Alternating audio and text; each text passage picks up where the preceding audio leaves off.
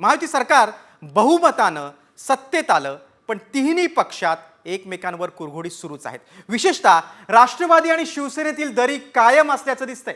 बजेटमध्ये देखील शिंदे सेनेच्या वाट्याला कमी निधी आला असून अजित पवारांची दादागिरी अगदी ठळकपणे दिसून आली आहे. पाहूया या संदर्भातला एक खास रिपोर्ट. बजेटमध्ये शिंदे सेनेला ठेंगा. शिंदेच्या नगर विकासच्या 10,000 कोटींच्या निधीला कात्री.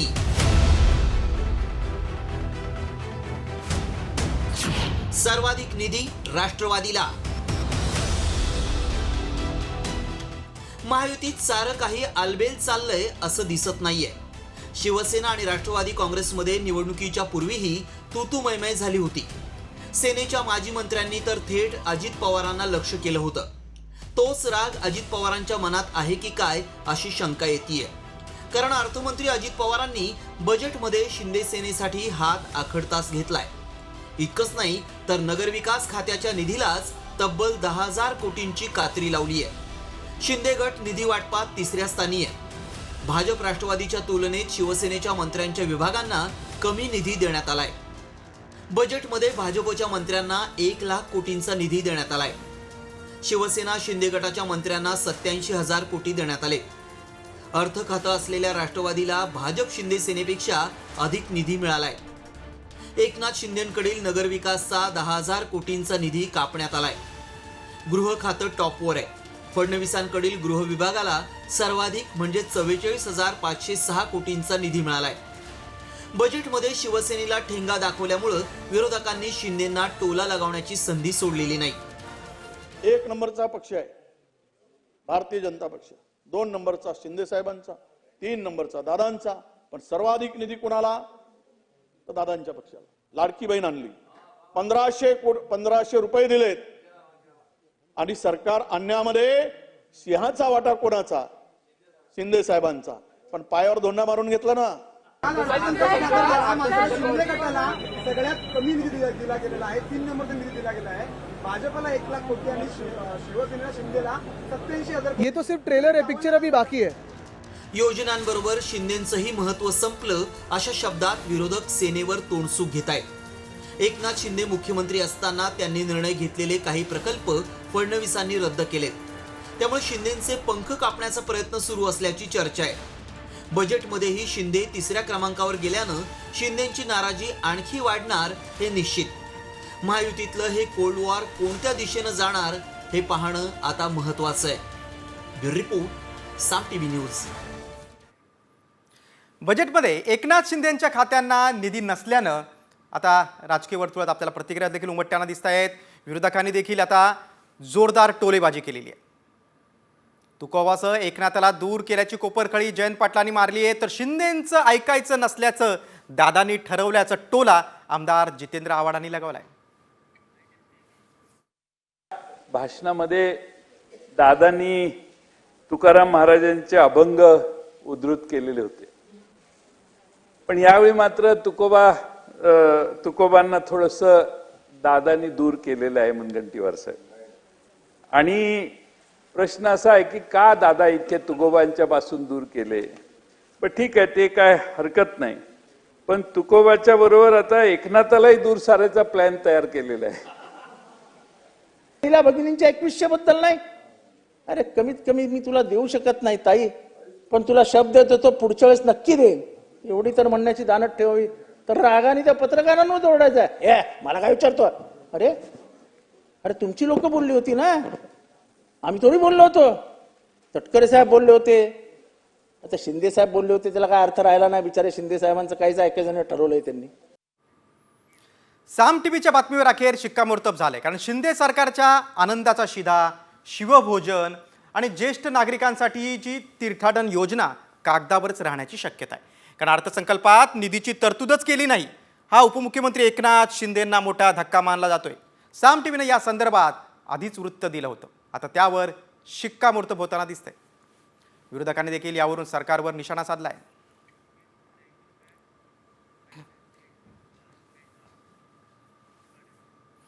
आता पुढची बातमी लाडक्या बहिणींसंदर्भातील. लाडक्या बहिणींना अर्थसंकल्पीय अधिवेशनात 2100 रुपये देऊ अशी विधानं सत्ताधारी नेते करत होते. मात्र अर्थसंकल्प जाहीर झाला आणि लाडकींना 2100च्या आशाच मावळल्या. इतकंच नाही तर लाडकींसाठी निधीही अपुरा देण्यात आलाय. त्यामुळे आता 53 लाख लाडकींना कात्री लागू शकते. लाडका का अपात्र होणार आहेत पाहूया या संदर्भातला हा खास रिपोर्ट. 53 लाख लाडक्या ठरणार अपात्र.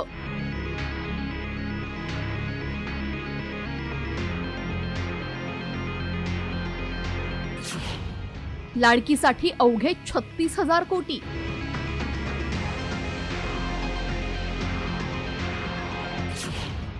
लाडकीसाठी निधी तोकडा.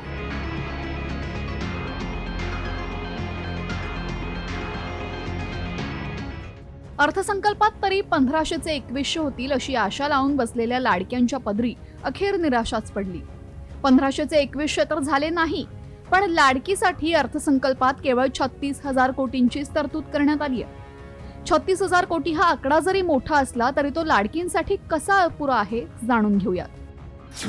लाडकीला वर्षाला 18,000 रुपये दिले जातात. अर्थसंकल्पात लाडकीसाठी 36,000 कोटींची तरतूद. हे पैसे केवळ 2 कोटी महिलांमध्ये वितरित होऊ शकतात. दरम्यान लाभार्थ्यांची संख्या 2,53 लाख इतकी आहे. त्यामुळे 53 लाख लाडकींना कात्री लावणार. दरम्यान विरोधकांनी सरकारला या मुद्द्यावरनं चांगलंच घेरलंय. 53 लाख महिला ह्या त्याच्या लाभार्थी त्यावेळेला तुम्ही जाहीर केल्यात. आता तुम्ही ती स्क्रुटिनी करताय आणि स्क्रुटिनी करून त्यातल्या पहिल्या 2.5 लाखाची बातमी आली, आता 7.5 लाखाची बातमी आली. हळूहळू 10 लाख महिलांना तुम्ही कमी करणार आहात. आता करणार आहात मला वाटतं आता 50 लाख महिलांना यातून कमी करणार आहात. निवडणुकीकरता बहिणींना कशाला फसवलं? आधी गिडं जावं तिकडे दादा तुमचे फोटो. मला लाडका भाऊ म्हणा, मला लाडका भाऊ म्हणा, मला लाडका भाऊ म्हणा आणि मग त्याच्या पुढे आदितीताईचे फोटो ते जाऊ दे. 3 भाऊ मला लाडकी बहीण म्हणा, कारण माझं खातं आहे. नाही ते ठीक आहे. जी गुलाबी जॅकेटवर टीका काही लोकांनी केली ती मलाही आवडली नाही. खरं सांगायला गेलं तर त्यांनी शिवलं त्यांच्या पद्धतीने. बिघडलं काय? काहीच बिघडलं नाही. त्यांचं काम झालं, आता त्यांनी काढून टाकलं. निवडणुकांआधी जेव्हा लाडकी बहीण योजना जाहीर झाली तेव्हा या योजनेसाठी 45,000 कोटींची तरतूद करण्यात आली. तेव्हापासून केवळ 9 महिन्यांमध्येच लाडकींना 32,332 कोटींचं वितरण झालं. आणि आता वर्षभरासाठी लाडकींना 36,000 कोटी कसे पुरणार असा मोठा प्रश्न या निमित्ताने उपस्थित झालाय. त्यामुळे आकड्यांचं गणित मांडलं तर 2,53 लाखांपैकी 53 लाख लाडक्या बहिणींना वगळलं जाण्याची शक्यता वर्तवण्यात येते. त्यामुळे आगामी काळात सरकार पुरवणी मागणीतून निधीची तरतूद करणार की 53 लाख लाडक्या बहिणींना कात्री लावणार याकडे लक्ष लागलंय. भरत मोहोळकरसह ब्युरो रिपोर्ट साम टीव्ही न्यूज. आता आदित्य ठाकरेंच्या प्रतिक्रियेकडे वळूया. तर सरकारनं लाडक्या बहिणींची फसवणूक केली असा आरोप आमदार आदित्य ठाकरे यांनी केलाय. लाडक्या बहिणींना 2100 रुपये देण्याचं आश्वासन सरकारनं दिलं होतं, पण मात्र पैसे दिले नाहीत. आमचं सरकार असतं तर लाडक्या बहिणींना 3,000 रुपये दिले असते असं आदित्य ठाकरेंनी म्हटलंय. आपण पाहताय की कर्जाचा बोजा आहेच, पण महत्त्वाची गोष्ट म्हणजे हे कोणी केलं?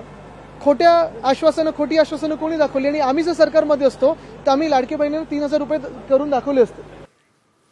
बातमी आता पुढची बीड बघू. सरपंच देशमुख हत्या प्रकरणात आता आकाचा आका अडचणीत येण्याची शक्यता आहे. त्याला कारण ठरलंय आवादा कंपनीच्या अधिकाऱ्याचा जबाब. आवादा कंपनीच्या अधिकाऱ्याच्या जबाबात नेमकं काय म्हटलंय आणि खंडणी प्रकरणात मुंडेंचं टेन्शन का वाढलंय पाहूयात या स्पेशल रिपोर्टमध्ये. खंडणीचा सिक्सर, मुंडे फिक्सर. राजीनाम्यानंतरही मुंडेंचा पाय खोलात.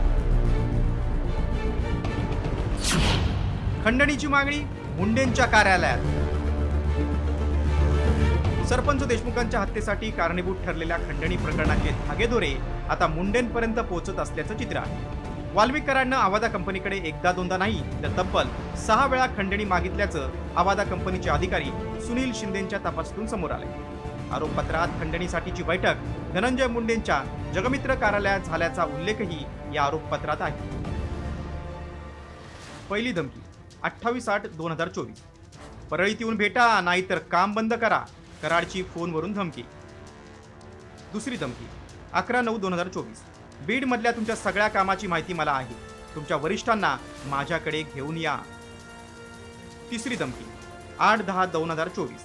प्लांट सुरू ठेवण्यासाठी 2 कोटी द्या. परळीत कराड, विष्णू चाटे आणि अधिकाऱ्याची मुंडेंच्या जगमित्र कार्यालयात भेट. चौथी धमकी 26/11/2024. कराडनं सांगितलेले 2 कोटी द्या, अन्यथा जिल्ह्यात काम करू देणार नाही. सुदर्शन घुलेची धमकी. 5वी धमकी 29/11/2024. काम चालू कराल तर याद राखा. कराडची पुन्हा धमकी. दुपारी 1 वाजता मस्साजोगमधील कंपनी ऑफिसमध्ये सुदर्शन घुले आला. वाल्मिक अण्णांची मागणी पूर्ण करा आणि त्यांची भेट घ्या असं त्यानं सांगितलं. 6वी धमकी 6/12/2024. खंडणीची मागणी करत सुदर्शन घुलेची कंपनीत येऊन सुरक्षा रक्षकाला शिवीगाळ करून मारहाण. कंपनी बंद करू नका असं म्हणत सरपंच संतोष देशमुखांनी हस्तक्षेप केला. सरपंच संतोष देशमुखांना जीवे मारण्याची कराड गँगची धमकी. दुसरीकडे आरोपपत्रात कराडनं धनंजय मुंडेंच्या जगमित्र कार्यालयात आणि सातपुडा बंगल्यावरून खंडणी मागितल्याचं समोर आल्यानं खंडणी प्रकरणात मुंडेंचा स्पष्ट सहभाग असल्याचा आरोप अंजली दमानी यांनी केलाय. अवादा कंपनीकडनं जी खंडणी मागण्यात आली होती ती अगदी मे पासून मागण्यात आली होती आणि 28 मेला त्यांचं अपहरण देखील करण्यात आलं आणि सारखी मागितली जात होती. त्याच्यापैकी एकदा जगमित्र शुगर मिल्स मध्ये केली होती, एकदा सातपुडा बंगल्यात देखील बोलवून. कारण सातपुडा बंगल्यात बोलवण्याच्या मागचा हेतू हाच होता की मंत्र्यांच्या इथे आम्ही तुला बोलवतोय आणि तुला ते पैसे देण्याची गरज आहे. म्हणजे याच्या मागे धनंजय मुंडे होते की नाही आता स्पष्ट झाले. आतापर्यंत सरपंच संतोष देशमुखांच्या हत्या प्रकरणात धनंजय मुंडेंचा स्पष्ट सहभाग समोर येत नव्हता. मात्र आता धनंजय मुंडेंचा शासकीय बंगला आणि जगमित्र कार्यालयातून खंडणी मागितल्यानं आता मुंडेंची चौकशी होणार का, त्याचबरोबर धनंजय मुंडेंना सहआरोपी केलं जाणार का, याकडे सगळ्यांचं लक्ष लागलंय. योगेश काशीदसह ब्युरो रिपोर्ट, साम टीव्ही न्यूज, बीड. पुढच्या बातमीकडे वाल्मिक कराड पोलीस कोठडीत असलेल्या बीड शहर पोलीस ठाण्याच्या आता सीसीटीव्हीची मागणी धनंजय देशमुख यांनी केलेली आहे. बीड शहर पोलीस ठाण्यात बालाजी तांदळेप्रमाणेच इतर कोणी आलं का याची शंका देशमुख कुटुंबाला असल्यानं या सीसीटीव्हीची मागणी होते. ज्या कालावधीत वाल्मिक कराड बीड शहर पोलीस ठाण्यात होता त्या कालावधीतील सीसीटीव्हीची मागणी आता धनंजय देशमुख करतायत. माहितीच्या अधिकारात धनंजय देशमुख यांनी ही मागणी केली.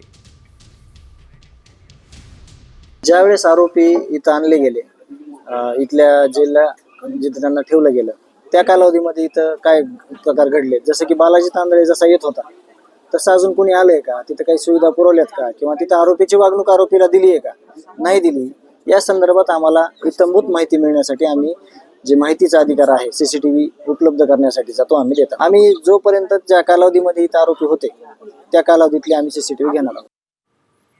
सरपंच संतोष देशमुख यांच्या हत्या प्रकरणाला आता 3 महिने उलटून गेलेले आहेत आणि CIDनं सादर केलेल्या दोषारोप पत्रानंतर हत्या प्रकरणात केज जिल्हा व सत्र न्यायालयात पहिली सुनावणी आता होणार आहे.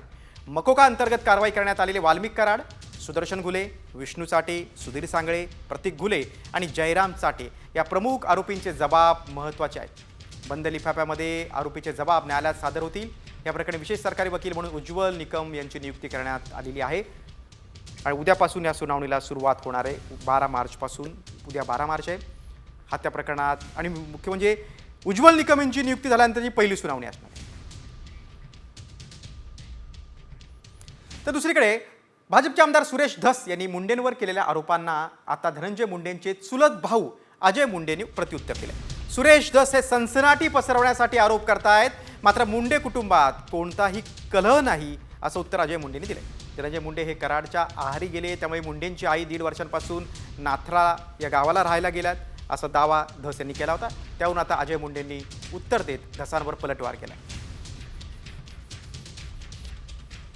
आदरणीय धनंजयजी मुंडे साहेब यांच्या मातोश्री म्हणजेच आमच्या काकू यांच्याबद्दल जे सुरेश धस यांनी सांगितलं की त्या परळीचा घर सोडून गावाकडच्या आमच्या नाथऱ्याच्या घरी राहायला गेलेले आहेत आणि त्यानंतर त्या परळीला आल्या नाहीत, अशा प्रकारचं त्यांनी ह्याच्यातून एक आरोप केला.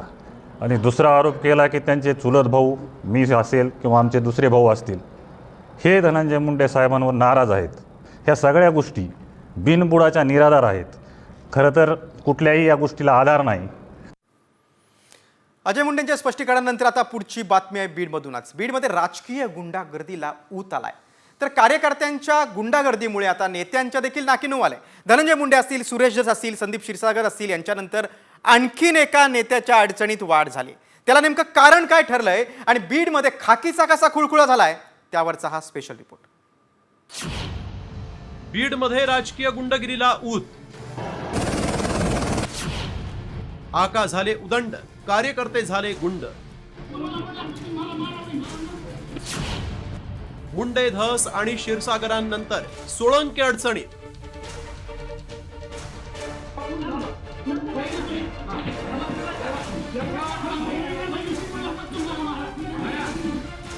ही दृश्य आहेत महाराष्ट्राचा बिहार मानल्या जाणाऱ्या बीडमध्ये. धनंजय मुंडे, सुरेश धस, संदीप क्षीरसागर यांच्यानंतर आता अजित पवारांच्या राष्ट्रवादीचे आमदार प्रकाश सोळंकेंचा कार्यकर्ता सुशील सोळंकेंचा कारनामा समोर आला. सुशील सोळंकेनं मल्टी सर्व्हिसेस चालकाला मारहाण केली. एवढंच नाही तर सुशील सोळंकेनं थेट तहसीलदार आणि पोलिसांनाही शिवीगाळ केल्याचा व्हिडिओ व्हायरल होतो.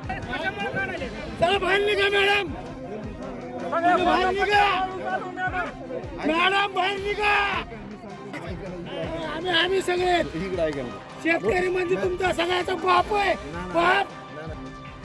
हा व्हिडिओ व्हायरल झाल्यानंतर आमदार प्रकाश सोळंकेंनी त्यावर स्पष्टीकरणही दिलं. मी माझ्या माजलगाव मतदारसंघातून स्वर्गीय संतोष देशमुख यांच्या कुटुंबियांना जवळजवळ 50,32,000ची मदत लोकांच्याकडे जाऊन गोळा केली आणि ती त्यांना नेऊन दिली.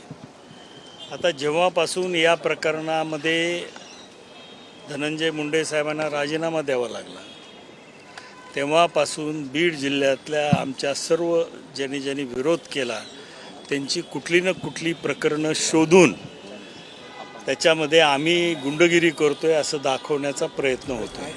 सरपंच संतोष देशमुखांच्या निर्गुण हत्येनंतर बीडमधील गुन्हेगारीचा मुद्दा चव्हाट्यावर आला. त्यानंतर मंत्री धनंजय मुंडेंना राजीनामा द्यावा लागला. तर मुंडेंच्या राजीनाम्यानंतर दसांचा कार्यकर्ता खोक्या भोसलेच्या दहशतीचे आणि अमानुष मारहाणीचे व्हिडिओही समोर आले.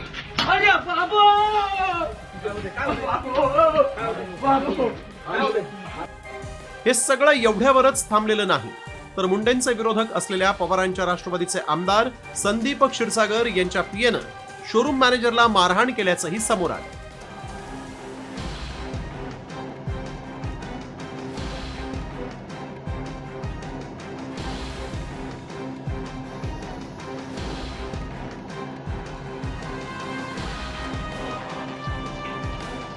सर्वसामान्यांवर दहशत निर्माण करण्यासाठी अमानुष मारहाण करणं, पोलीस आणि प्रशासकीय अधिकाऱ्यांना धमक्या देणं, शिवीगाळ करण्याचे प्रकार बीडमध्ये सर्रास सुरू आहे.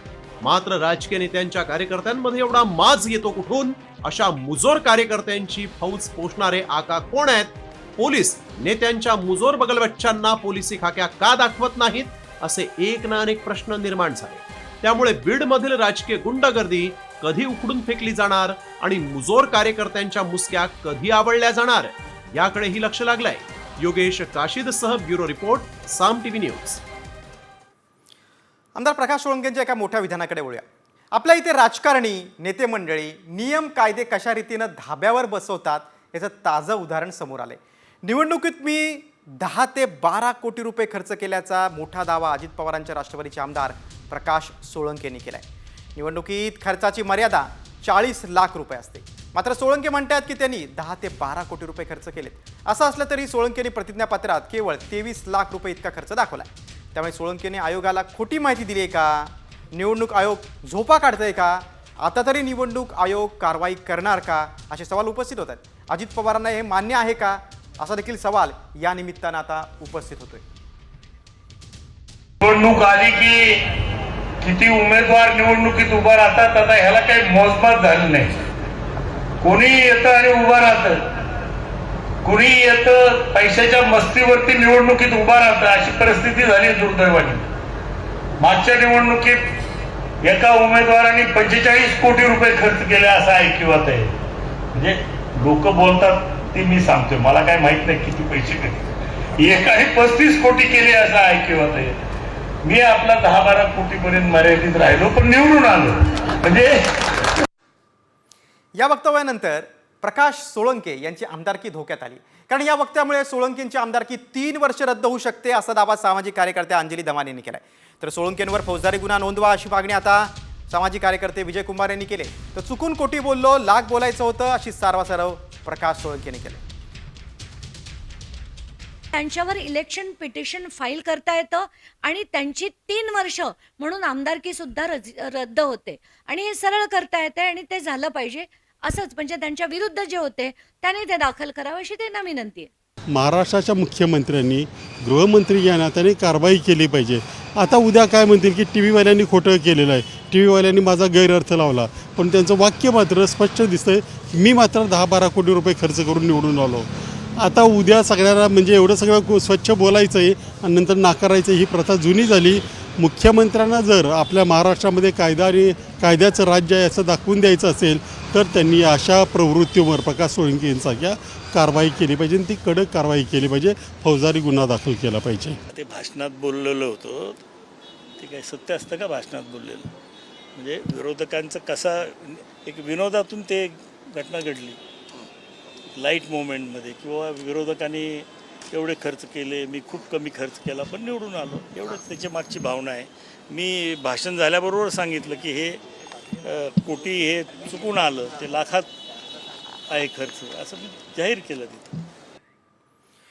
पुढची बातमी आता बीडमधूनच आहे. दररोज खोक्या भोसलेच्या नवनवे कारनामे समोर येत आहेत, मात्र अजून देखील खोक्या फरारच आहे. त्यामुळे खोक्यानं पोलिसांची इब्रत वेशीला टांगली आहे. त्यामुळे खोक्याला नेमकं कोण वाचवतंय, खोक्या पोलिसांना का सापडत नाही, त्यावरचा सामचा हा विशेष रिपोर्ट. खोक्या मस्त, खाकी त्रस्त.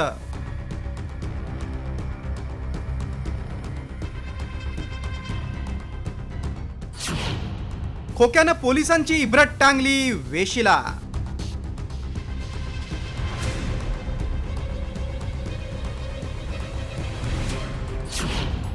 खाकीच घाबरते खोक्याला.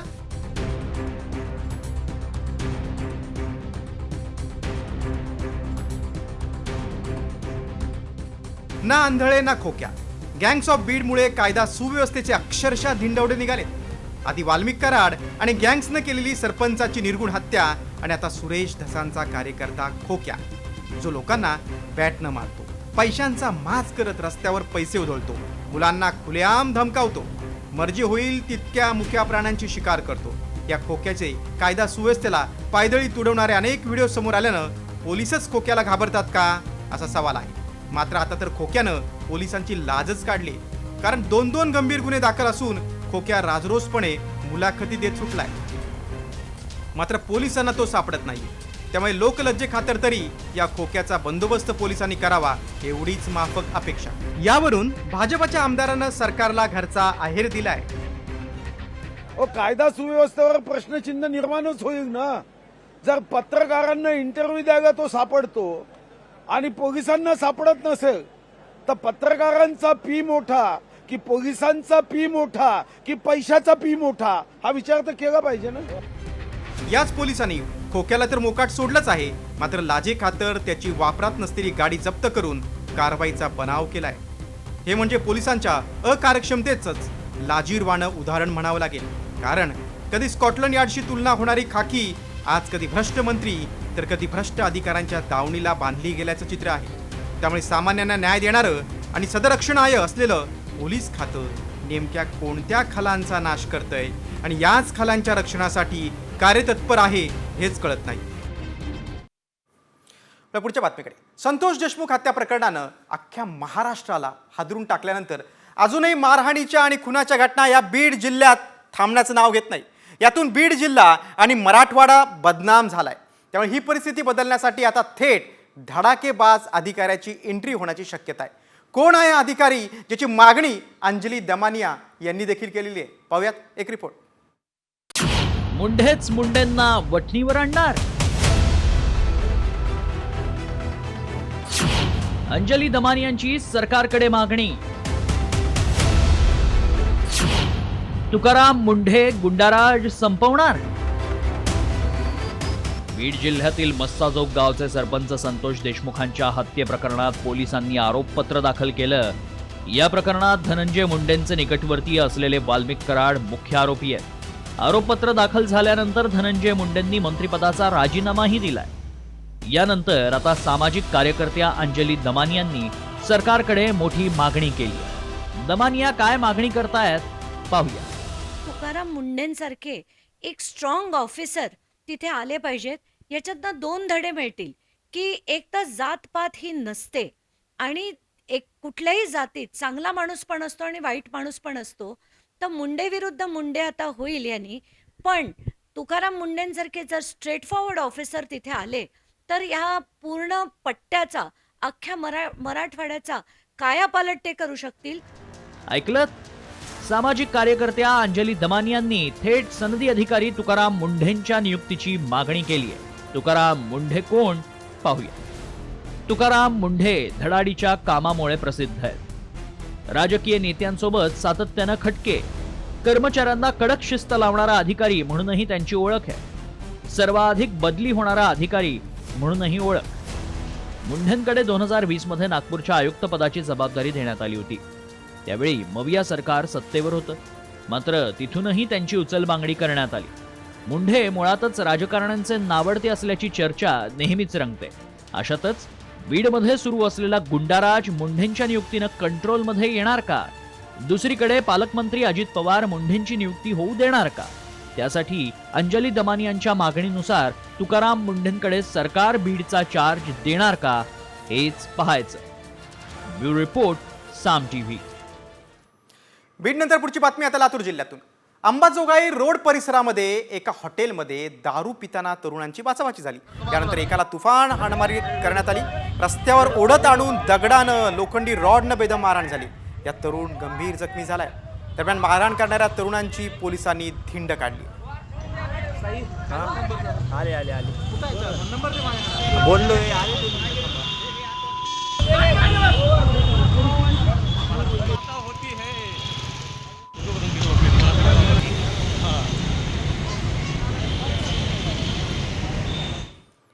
लातूरनंतर पुढची बातमी आता जालन्यातून. परतूर इथल्या कस्तुरबा गांधी बालिका वसतिगृहातील मुलींची छेड काढणाऱ्या दारुड्याला विद्यार्थिनी आणि सुरक्षा रक्षकानं चांगलाच चोप दिलाय. ही घटना सीसीटीव्हीत कैद झाली. या घटनेनंतर जालन्यातील परतूर येथील कस्तुरबा गांधी बालिका वसतिगृहातील विद्यार्थिनींचा सुरक्षेचा प्रश्न ऐरणीवर आलाय. दरम्यान परतूरच्या तहसीलदारांनी वसतिगृहाला भेट देत सुरक्षा व्यवस्थेचा आढावा घेतला.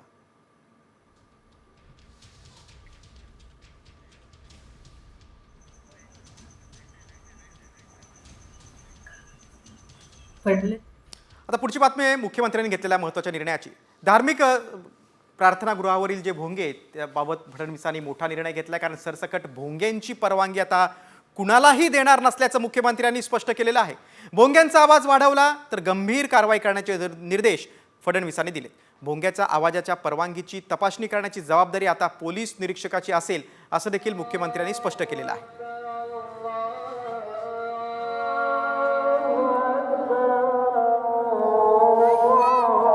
फडणवीसांची कारवाई आहे. मुख्यमंत्र्यांचा हा महत्त्वाचा निर्णय आहे. पोलीस निरीक्षकाची त्या भागातील जबाबदारी राहणार आहे की आवाजाची पातळी किती आहे.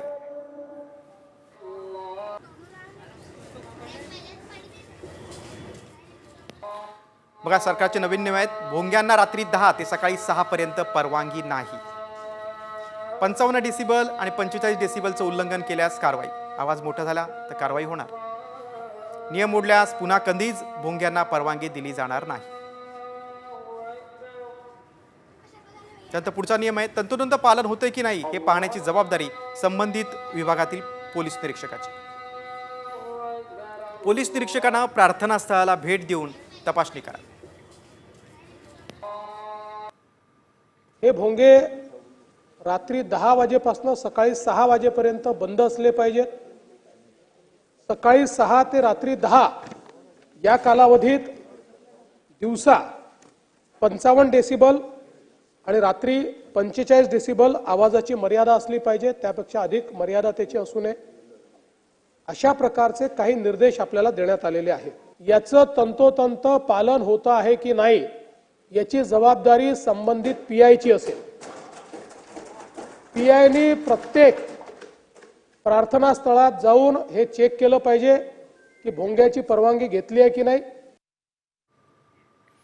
भोंग्यांच्या प्रश्नानंतर आता बोलूया आपण हलालकडे. मुस्लिमांचं हलाल विरुद्ध हिंदूंच्या मल्हारचा झटका हा वाद आता उफाळून आलाय. त्यातच बेकायदेशीर हलाल सर्टिफिकेटचं जिहादी कनेक्शन असल्याचा आरोप करण्यात आलाय. मात्र हा आरोप कुणी केलाय आणि हलाल सर्टिफिकेट मिळवण्यासाठी मोजलेले पैसे कुठे जात आहेत त्यावरचा स्पेशल रिपोर्ट.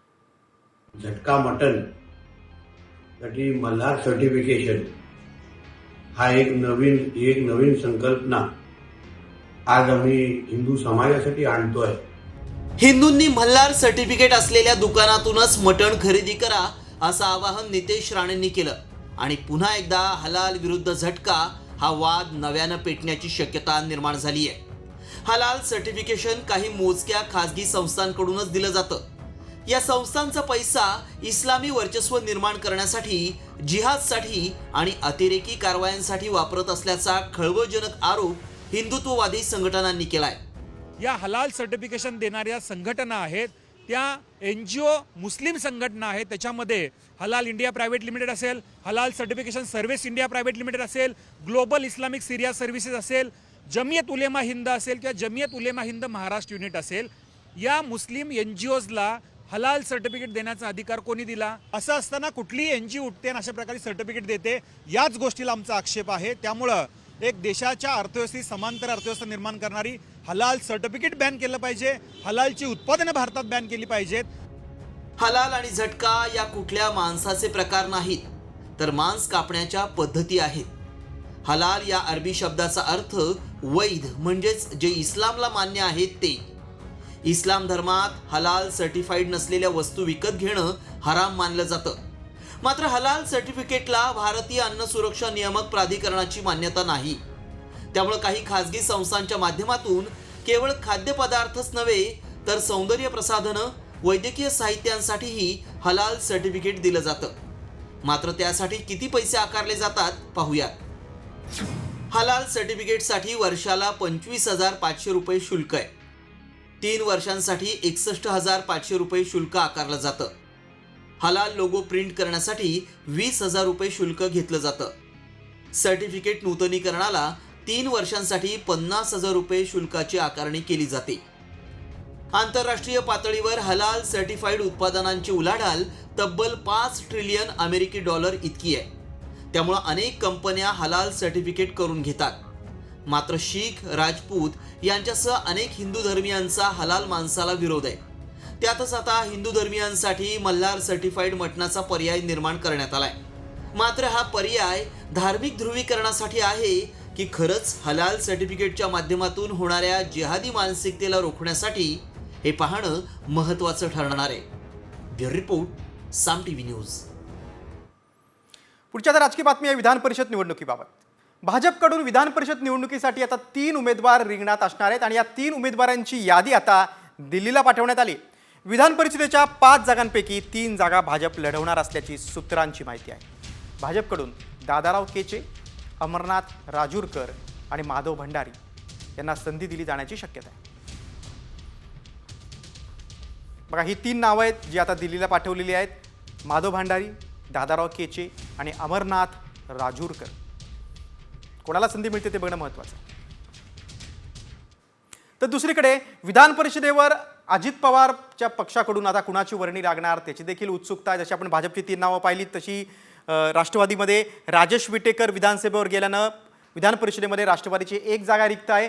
त्या एका जागेसाठी पक्षातील 100हून अधिक इच्छुकांचे अर्ज आलेत. मात्र अजूनही त्या संदर्भात कुठला निर्णय झाला नाही. पुढच्या 2 दिवसात निर्णय होण्याची शक्यता आहे. बघा, अजित पवारांच्या राष्ट्रवादीकडून विधान परिषदेसाठी कुणाचं नाव चर्चेत आहे आपण पाहूया. बघा, 3 नावं चर्चेत येत आहेत. जिशान सिद्दीकी जे माजी आमदार आहेत वांद्र्याचे, त्यानंतर संग्राम कोते पाटील आणि ठाण्यातील नेते आनंद परांजपे. या तिघांपैकी कुणाला संधी मिळते याकडे सगळ्यांचं लक्ष आहे. पुढच्या बातमीकडे. शिंदे गटाचे नेते रामदास कदम यांनी उद्धव ठाकरेंवर जोरदार टीका केलेली आहे. उद्धव ठाकरेंना आता टीका करण्याचंच काम आहे. केलेल्या कर्माची फळं उद्धव ठाकरेंना भोगावी लागतील असा घणाघात कदम यांनी केलाय. उद्धव ठाकरेंना टीका करण्याचंच काम फक्त शिल्लक आहे आता, आणि ते भविष्यामध्ये सत्तेत कधीच येणार नाही. त्यांना आता त्यांनी जे केलं आहे त्या कर्माची फळं त्यांना भोगायला लागतील. 2.5 वर्ष ते मुख्यमंत्री असताना त्यांनी विकास कामासाठी किती निधी दिला? उद्धव ठाकरे सांगू शकतील का? नाही सांगू शकणार. ज्या उद्धव ठाकरेंना ग्रामपंचायतचा अभ्यास नाही, ते बजेट काय सांगू शकतात हो? पुढची बातमी आता ठाण्यातून. ठाणे जिल्ह्यात नाईक विरुद्ध शिंदे संघर्ष पुन्हा एकदा समोर आला आहे, कारण कल्याणमधील 14 गावं नवी मुंबई महापालिकेत समाविष्ट करण्याच्या निर्णयाला वनमंत्री गणेश नाईकांनी विरोध केला. त्यांनी थेट मुख्यमंत्री देवेंद्र फडणवीसांना पत्र लिहून गावं समाविष्ट करू नयेत अशी मागणी केलेली. 14 गावांच्या समावेशामुळे नवी मुंबई महापालिकेवर 6,000 कोटींचा आर्थिक भार पडेल असं नाईक यांचं म्हणणं आहे. लोकसभा निवडणुकीपूर्वी तत्कालीन मुख्यमंत्री एकनाथ शिंदेंनी 14 गावं नवी मुंबईत समाविष्ट करण्याचा निर्णय घेतला होता.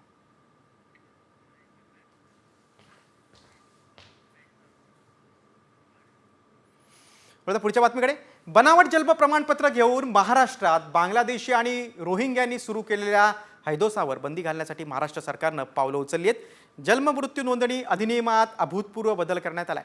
ज्यांचा जन्म अथवा मृत्यू होऊन 1 वर्षापेक्षा अधिक कालावधी झाला असेल आणि त्यांच्या संबंधितांना ही प्रमाणपत्र पाहिजे असतील तर सबळ पुरावे द्यावे लागणार आहेत, अन्यथा अशा अर्जदाराविरुद्ध थेट फौजदारी कारवाई केली जाणार आहे. ज्या ठिकाणी जन्म झाला त्या ठिकाणच्या नोंदी तपासून प्रमाणपत्र दिलं जाईल. या संबंधित अर्जाची तपासणी आता पोलीस विभागामार्फत केली जाणार आहे.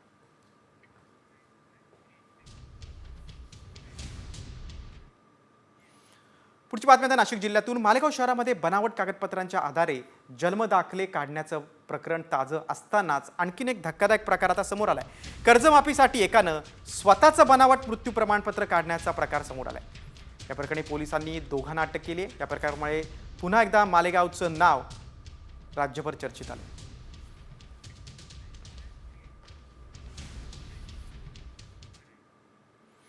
पुढच्या बातमीकडे. राजकीय बातमी आहे. माजी आमदार रवींद्र धंगेकरांनी आता शिंदे गटात प्रवेश केल्यानंतर काँग्रेसनं जोरदार टीका केली आहे. रवींद्र धंगेकर पुण्यातील वाल्मिक कराड असल्याची तिखट टीका काँग्रेसचे पुणे शहराध्यक्ष अरविंद शिंदेंनी केलेली आहे. ससून पब आणि ड्रग्ज हे आंदोलन धंगेकरांनी आपल्या स्वतःच्या फायद्यासाठी केलं, त्यात काँग्रेसचा झेंडा नव्हता असा आरोप अरविंद शिंदेंनी केला. ह्याच्यापेक्षा जास्त पुरा मी स्पष्ट न बोललेलं बरं आहे, पण मी आपल्याला तेच सांगितलं. ससून हॉस्पिटलमध्ये पाटीलच्या ड्रग्जचा विषय असेल किंवा पोर्शेचा विषय असेल, हा पुढं का नेला गेला नाही हाच प्रश्न माझा आहे. आणि आज जो तो व्हिडिओ आला आहे त्या व्यक्तीबद्दल तर अनेक अशा गोष्टी आहेत. हे तर फक्त ते काय म्हणतात, आकाचा आका कोण आहे असं विचारायला गेलं तर धसांच्या भाषेमध्ये तसं होईल की तो वाल्मिक कराडे का काय त्यांचा. पुढच्या बातमीकडे. इतिहास अभ्यासक इंद्रजित सावंत धमकी प्रकरणी आता प्रशांत कोरटकरच्या जामिनावर उद्या सुनावणी होणार आहे. कोल्हापूर कोर्टात त्याच्या जामिनावर सुनावणी झाली. प्रशांत कोरटकरच्या जीवाला धोका असल्यानं त्याला प्रत्यक्ष न्यायालयात हजर करायचं की नाही की त्याला व्हीसीद्वारे हजर करायचं याबाबतचा निर्णय आता उद्या कोर्ट घेणार असल्याचं आजच्या सुनावणी दरम्यान सांगण्यात आलं. आरोपीने कोर्टात हजर व्हावं अशी मागणी सावंत यांचे वकील असीम सरोदे यांनी कोर्टात केली. कोरटकरनं अटकपूर्व जामिनासाठी हायकोर्टात अर्ज केला होता, मात्र हायकोर्टानं त्याची याचिका फेटाळली आणि सत्र न्यायालयात सुनावणीचे आदेश दिले. बघा कोर्टात दोन्ही बाजूच्या वकिलांचा काय युक्तिवाद झाला आपण पाहूयात. असीम सरोदे जे इंद्रजित सावंतांचे वकील आहेत ते म्हणाले की आरोपींना आधी कोर्टात हजर व्हावं. सरोदे असे बोलले की पोलिसांना मोबाईल देताना मोबाईलमधील डाटा डिलीट केला. एकीकडे म्हणतायत तो माझा आवाज नाही, दुसरीकडे मात्र मोबाईलमधील डेटा डिलीट केला आहे. तर कोरटकरचे वकील सौरभ घाग यांनी युक्तिवाद केला. इतर गोष्टीचा विचार करून आमचा अंतरिम जामीन यापुढे देखील मंजूर करावा. 8 दिवस झाले, 10 दिवस झाले, एखादा हा चिल्लर माणूस पोलिसांना सुद्धा सापडत नाही. आणि माझी पहिल्यापासूनची धारणा आहे की माननीय मुख्यमंत्री हे शिवप्रेमी आहेत, सगळे उपमुख्यमंत्री शिवप्रेमी आहेत. कालसुद्धा तिने अनेक घोषणा केल्या शिवाजी महाराज संभाजी महाराजांच्या बाबतीत, आणि ज्यांनी घाणेरडे विधाने केलेत त्यांना त्यांनी तातडीनं कारवाई करायला पाहिजे. महाराष्ट्रात म्हातारी मेल्याचं दुःख नाही, काल सोकवता कामा नये अशी जी एक म्हण आहे ती होता कामा नये, एवढंच माझे याच्याबद्दल.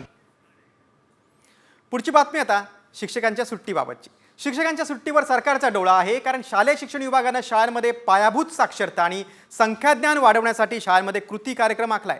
5 मार्च ते 30 जून दरम्यान 2री ते 5वीच्या विद्यार्थ्यांसाठी हा कार्यक्रम आहे. या कार्यक्रमाचा विद्यार्थ्यांना आता किती फायदा झाला याची तपासणी शिक्षकांनी करायची आहे. शिवाय विद्यार्थ्यांना कमी गती असलेल्या विषयांसाठी विशेष उपाययोजना शालेय वेळेत करायच्या. आणि उन्हाळी सुट्टीत हा सगळा कृती कार्यक्रम आहे, त्यामुळे शिक्षकांच्या सुट्टीवर गंडांतर येणार आहे. भर उन्हात मुलांना आता शाळेत जावं लागणार आहे. होय, फेब्रुवारीमध्येच राज्यात उन्हाचे चटके जाणवायला लागल्याची सुरुवात झाली होती. त्यानंतर 5वीपर्यंतच्या विद्यार्थ्यांच्या ज्ञानवृद्धीसाठी हा प्रयत्न होणार आहे. शिक्षकांनी मुलांसोबत संपर्कात राहणं अपेक्षित आहे.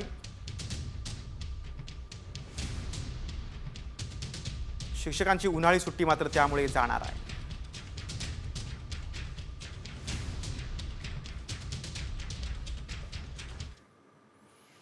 पुढच्या बातमीकडे. भर उन्हात मुलांना आता शाळेत जावं लागणार आहे. होय, कारण फेब्रुवारीमध्येच आता राज्यात उन्हाचे चटके जाणवायला सुरुवात झाली होती आणि आता अगदी मार्चच्या रणरणत्या उन्हात देखील, एप्रिलच्या उन्हात देखील विद्यार्थ्यांना शाळेत जाण्याचं तुघलकी फरमान जारी झालेलं आहे.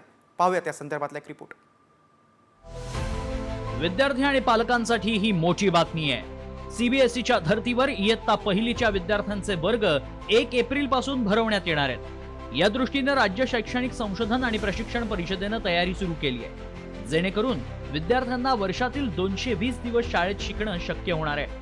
उन्हाळी सुट्टी 1 मे पासून दिली जाणार, तर 10 ते 15 जून पासून पुन्हा शाळा सुरू होतील.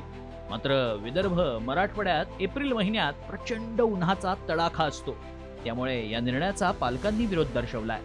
एप्रिल महिना म्हटला म्हणजे आता मार्च मध्येच इतकं टेम्परेचर आहे, आताच पाण्याची इतकी कमतरता वाटायला लागली, डिहायड्रेशन मुलांना दुपारपर्यंत व्हायला लागतं, तर एप्रिल मध्ये तो त्रास होणारच आहे मुलांना. त्यामुळे या विचारावर म्हणजे गव्हर्नमेंटने मार्चच्या सुरुवातीला 40 पेक्षा जास्त तापमान आहे.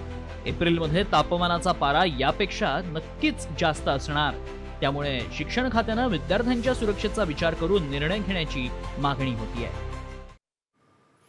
पुढची बातमी आता तापमानाची. मुंबईकरांनो, उन्हात बाहेर पडताना काळजी घ्या, कारण मुंबईचा पारा 37 अंशांच्या पार जाणार आहे. मुंबईकरांना उष्णतेच्या लाटेचा इशारा देण्यात आलाय. वाढत्या उष्णतेमुळे उष्माघाताचाही धोका वाढला आहे आणि त्यामुळे आवश्यकता नसल्यास घराबाहेर पडू नका असं आवाहन करण्यात आलंय. घराबाहेर पडल्यास आवश्यक ती काळजी घ्या असा देखील सल्ला देण्यात आलाय.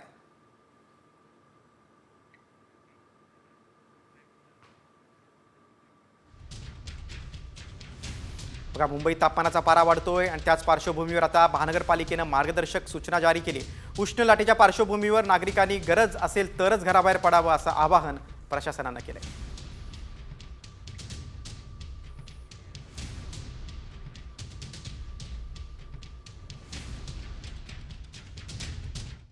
मुंबईमध्ये येणाऱ्या 2-3 दिवसासाठी टेम्परेचर 37 to 39 डिग्री सेंटीग्रेडमध्ये राहणार आहे आणि आजचा थोडासा लास्ट दिवस आहे. उद्यापासून टेम्परेचरमध्ये थोडंसं कमी येईल, पण तरी पण उद्या आपल्याला थोडंसं ह्युमिडिटी आणि टेम्परेचरमुळे थोडंसं डिस्कम्फर्ट म्हणजे हॉट अँड ह्युमिड कंडिशन येणार आहे. 1-2 दिवसासाठी राहतील. जे वारे पूर्वेकडून येतात तर त्याच्यामुळे टेम्परेचरमध्ये थोडीशी वृद्धी होते, वाढ होते. फक्त मुंबई, ठाणे आणि रत्नागिरीसाठी आपण हीट वेव्ह दिलेले आहे. केवळ मुंबईच नाही तर मुंबई शेजारच्या शहरांमध्ये देखील आता तापमानात कमालीची वाढ झालेली आहे. तलासरीमध्ये तर पारा 43.6 अंशांवर पोहोचलाय. बदलापूर आणि अंबरनाथ सारख्या भागामध्ये देखील 40 अंशांपेक्षा जास्त तापमान जाणवते. त्यामुळे नागरिकांनी काळजी घेण्याचं आवाहन प्रशासनानं केलंय. बघा, कल्याणमध्ये 42.4, बदलापूरमध्ये 42, मुरबाडमध्ये 43.2, तलासरीमध्ये देखील 43.6 अंश सेल्सिअस तापमानाची नोंद झालेली आहे. खारघरमध्ये म्हणजेच नवी मुंबईमध्ये 42, डोंबिवलीमध्ये 42.3, मुंब्रामध्ये 42.2, अंबरनाथमध्ये 42. वळू आपण आता व्हायरल सत्य रिपोर्टकडे. तुमच्याकडे असलेलं सोनं बोगस तर नाही ना, हा प्रश्न आम्ही का विचारतोय हा रिपोर्ट पाहिल्यानंतर तुम्हाला कळेल. कारण बोगस सोन्याची विक्री केली जाते असा दावा व्हिडिओमधून करण्यात आलाय. त्यामुळे आम्ही या दाव्याची पडताळणी केली, त्यावेळी काय सत्य समोर आलंय चला पाहूयात साम टीव्हीचा हा खास रिपोर्ट. देखिए दोस्तों, किस तरह से सोने में फ्रॉड किया जाता है, किस तरह से प्योर सोने के बिस्किट में फ्रॉड किया जाता है. ये गोल्ड स्कैम बहुत ही बड़े स्तर पर चल रहा है. जिस तरह से इसकी फिनिशिंग, इसकी पैकिंग की आप क्वालिटी देख रहे हैं, ब्रांडेड पूरा पैकेज, पूरा ब्रांडेड. जैसे ही हमारे एक व्यापारी ने पास ये बिस्किट आया, उसको इसकी पैकेजिंग काटी और उसको निकाल के जब मशीन में टेस्ट करा तो इसकी प्योरिटी आ रही है 0.02%. तुम्ही सोनं खरेदी करत असाल तर हा व्हिडिओ पाहून तुम्हाला नक्कीच धक्का बसला असेल, कारण तुम्ही घेत असलेल्या सोन्याचं बिस्किट बोगस असू शकतं असा दावा या व्हिडिओत करण्यात आलाय. सोन्याची बोगस बिस्किट बाजारात.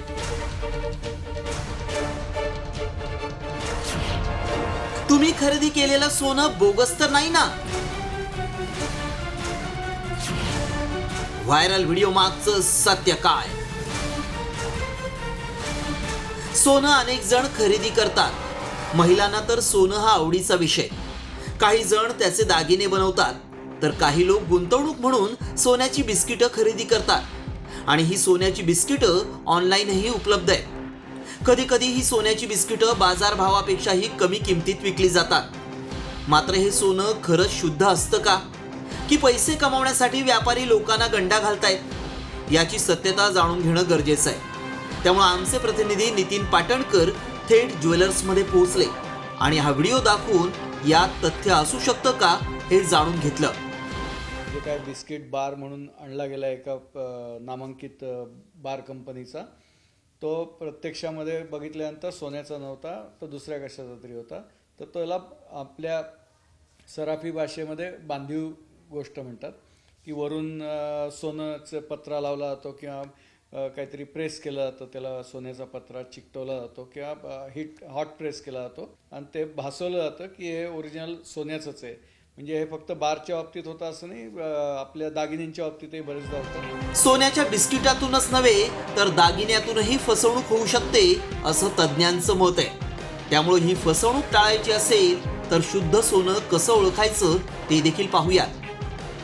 त्या व्हिडिओमुळं तुम्ही खरेदी करत असलेलं सोनं जरी ते ब्रँडेड असलं तरी ते खोटं असण्याची शक्यता निघू शकते. ते सोनं खोटं निघू शकतं. कॅरोटोमीटर नावाचं एक मशीन आहे ज्यामध्ये सोन्याची शुद्धता तपासली जाते आणि त्यावरून सोनं खरं आहे खोटं आहे किती शुद्ध आहे हे तपासलं जाऊ शकतं. हे कॅरोटोमीटर आहे, याच्यामध्ये आजच्या पद्धतीनं सोनं ठेवण्यात येतं आणि या कॅरोटोमीटर तुम्हाला या कॉम्प्युटरची जी स्क्रीन आहे त्यावरती सांगतं की हे सोनं किती कॅरेटचं आहे. त्यामुळं आमच्या पडताळणीत काय सत्य समोर आलं पाहूया. डुप्लिकेट वेबसाईटवरून ग्राहकांची फसवणूक होऊ शकते. फसवणूक टाळायला ओळखीच्या ज्वेलर्सकडूनच सोनं घ्यावं. ग्राहकांनी दागिन्यांवरचे हॉलमार्क तपासून घ्यावेत. हॉलमार्कवरील HUID नंबर क्रॉस चेक करून घ्यावं. कॅरेटोमीटरनं सोन्याची शुद्धता चाचणी करावी. कमी किमतीत सोनं मिळतंय म्हणून लालचेला बळी पडू नये असा सल्ला ज्वेलर्स कडून देण्यात आलाय. सगळेच व्यापारी बोगस सोनं विकतात असं नाही.